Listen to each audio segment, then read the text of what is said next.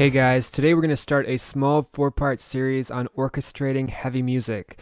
So if you play in a metal band or any kind of band for that matter, or you're a producer or an engineer and you want to learn some tricks and tips for creating symphonic orchestrations that sound big and aggressive, then this series is for you. Now, we're not going to get into creating backing orchestrations for your mixes just yet, but we'll get there. In this series, we're just going to look at creating a standalone orchestral intro. But the strategies that we employ here are going to be useful when it comes to building full orchestrations to fill out your mixes. So in this first video, I'm going to give you an overview of the tools that I use and how I set up my scoring sessions in Pro Tools. And in the next 3 videos, we'll talk in more detail about each of the orchestral sections. So before we get into the session setup, let's take a quick listen to this track. This is the intro to the Monolith Nexus album. And as I play it, I'll just kind of slowly scroll through the session. And if you look to the left, you'll see my track names. And you can kind of infer what instruments you're hearing and how they are contributing to the overall sound of the piece. So let's take a quick listen before we talk about the overall setup.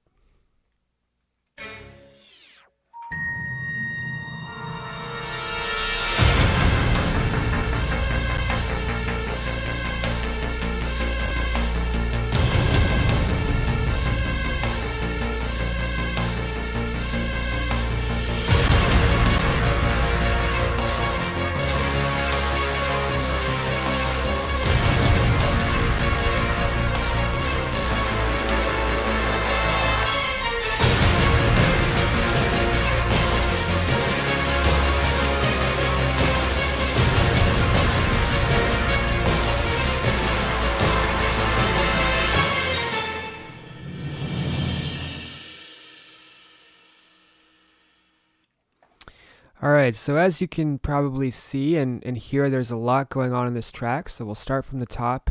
The first thing that I do in any session is I build sort of a skeleton of the piece in a tablature scoring program called Tablet.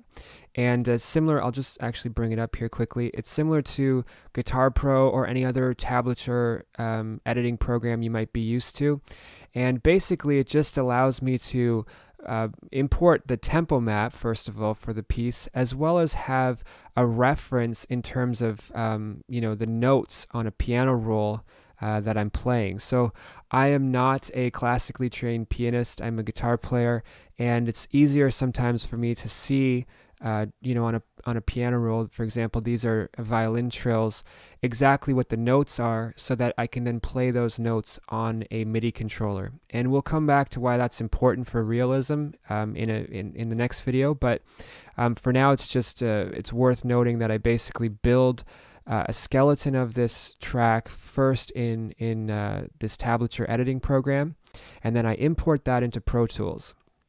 Now from there, I've got my click and my master fader, which aren't doing too much in this particular track, and then I've got some audio samples up top. In this case, these are all percussion tracks. After that, I work with auxiliary tracks to run the instances of Play. Now, if you're not familiar with Play, Play is the East West proprietary sample engine. So it works sort of like Contact or any other sample engines you might be used to.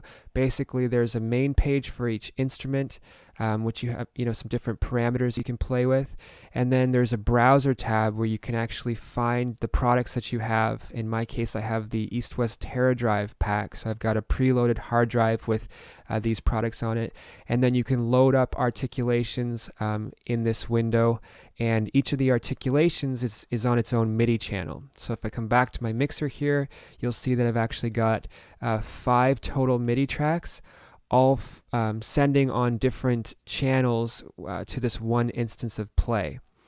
And also within Play, you can route audio out to separate software sends. So I've got this particular instance of Play sending on channel 3-4 to 2 additional auxiliary tracks for my Godzilla hits, and I just found that they were when they were coming down one auxiliary track here, there was just too much layering for me to be able to adequately mix these, so I've separated them onto their own auxiliary tracks using those software outs.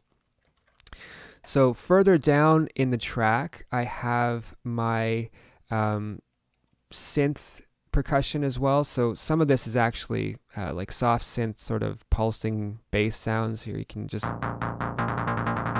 kind of hear that. And I've just got these grouped with the percussion because they were kind of adding to that overall driving sound. And then further still down in the session, I have my strings, which again, same type of setup. So I have an auxiliary send for play here.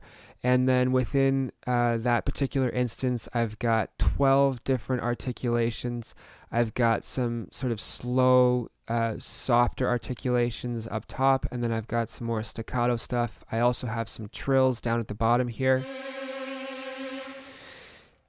And then further down, I have brass.